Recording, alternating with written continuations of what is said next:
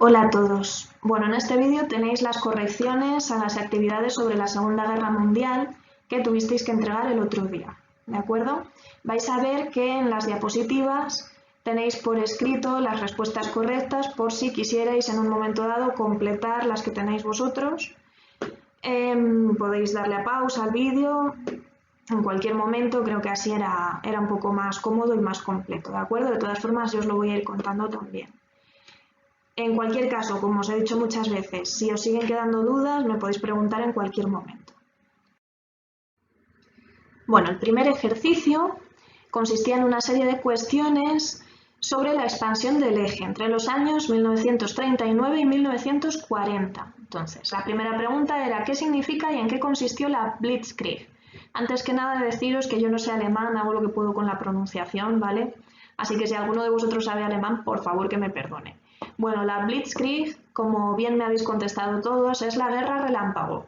Como el propio nombre indica, se trataba de ataques rápidos que llevaba a cabo el ejército alemán, precedidos de un ataque, un bombardeo aéreo, ¿vale? Para minar en la medida de lo posible las resistencias enemigas. B. Define los siguientes términos: RAF, Wehrmacht y Luftwaffe. La RAF son las siglas de la Royal Air Force, es decir, la Fuerza Aérea Real Británica, no tiene más, ¿de acuerdo? Esto también, las definiciones también las habéis puesto todos bien. La Wehrmacht es literalmente en alemán fuerza de defensa, vendrían a ser las Fuerzas Armadas de Alemania, ¿de acuerdo? Y Luftwaffe, pues las fuerzas aéreas alemanas, ¿de acuerdo? C. ¿Qué se entiende por guerra de guerrillas?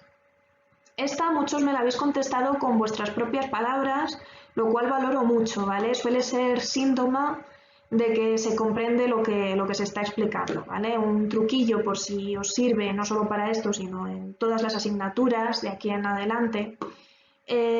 Para saber si comprendéis realmente un tema o un apartado, intentad explicárselo a alguien con vuestras palabras o a vosotros mismos, ¿de acuerdo? Y ahí es donde localizáis normalmente las principales lagunas de comprensión que tenéis. En este caso, el término guerra de guerrillas ya lo habíais visto en otros cursos, incluso en este mismo curso en otros temas, como por ejemplo la guerra de la independencia. ¿De acuerdo? Aquí, por decirlo con tecnicismos, pues viene guerra irregular, que utiliza combatientes no integrados en unidades militares regulares, es decir, es la guerra que llevan a cabo personas que no necesariamente pertenecen al ejército, ¿de acuerdo? Que no son militares profesionales, pero que están participando en la lucha, y esto normalmente pues ha fomentado a lo largo de la historia que hubiera una mayor participación popular, una mayor ayuda por parte del resto del pueblo, aquellos que no estaban participando activamente en la lucha, pero que bueno, pues que colaboraban de alguna manera con estos guerrilleros. Normalmente estas personas tenían la ventaja de conocer el terreno, estaban en su país, en su tierra, conocen perfectamente la orografía, los accidentes geográficos y pueden utilizarlos contra el enemigo, que muchas veces pues cuenta con la ventaja armamentística, ¿vale? Pero bueno, los guerrilleros pueden con más facilidad tender emboscadas aprovechando el propio terreno, etcétera, etcétera. ¿De acuerdo? Y aquí, bueno, pues un ejemplo serían los partisanos yugoslavos antinazis, pero bueno, ahí a lo largo de la historia ya os digo que a vosotros mismos os pueden ocurrir muchos, porque los habéis ido viendo, ¿de acuerdo? D. Explica los acontecimientos que ocurrieron en las playas de Dunkerque. Bueno, esta también la habéis puesto todos bien, unos un poco más desarrollada que otros, pero en general todos bien, ¿vale? Lo que ocurrió en las playas de Dunkerque fue una evacuación casi milagrosa a gran escala de tropas aliadas, es decir, británicas, francesas y belgas principalmente, que habían participado en una batalla contra Alemania, les había vencido Alemania, ¿de acuerdo? Y se habían quedado acorralados en la playa de Dunkerque. Esto ocurre en mayo de 1940, entonces hubo que organizar, como os digo, una evacuación que fue realmente un episodio rarísimo y que bueno, pues salió bien, ¿de acuerdo? Y la organizó un señor que se apellidaba Gort y bueno, pues la operación se conoció como Operación Dínamo o Dinamo, ¿vale?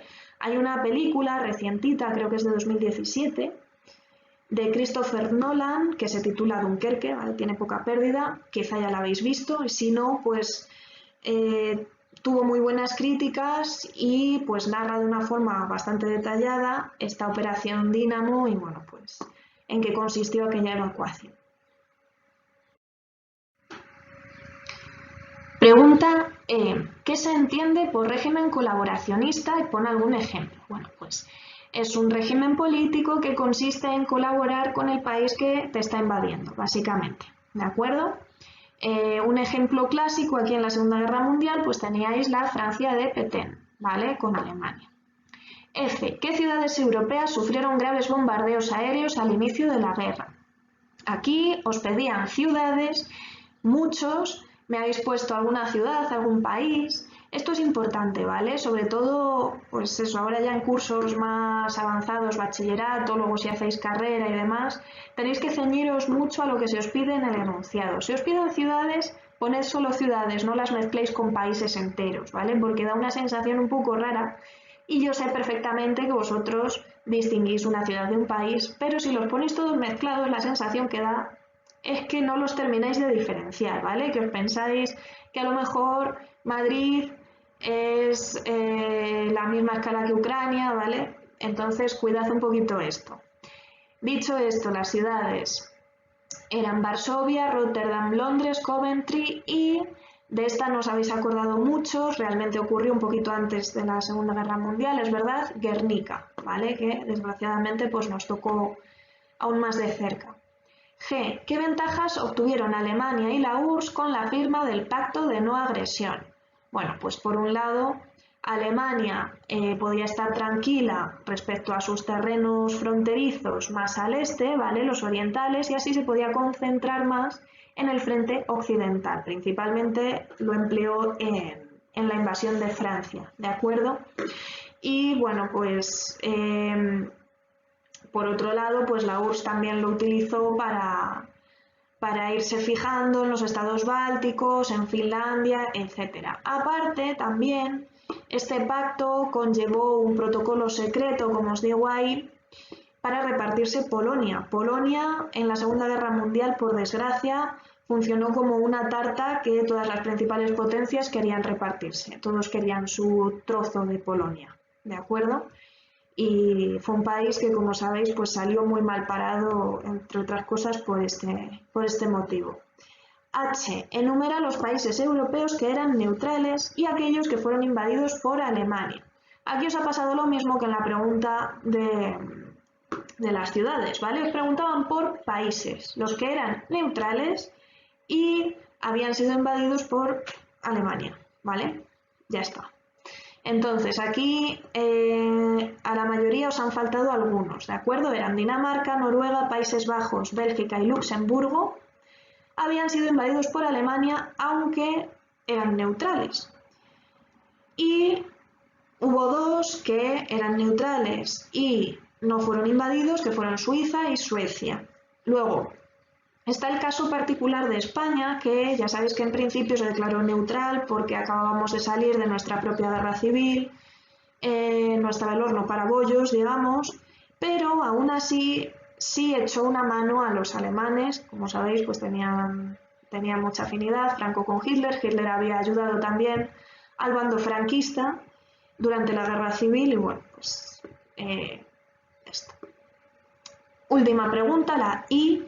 ¿Qué ciudades de la URSS eran objetivos prioritarios del avance alemán en 1941? Ciudades, ¿vale? No países. Y eran Moscú, Leningrado y Stalingrado.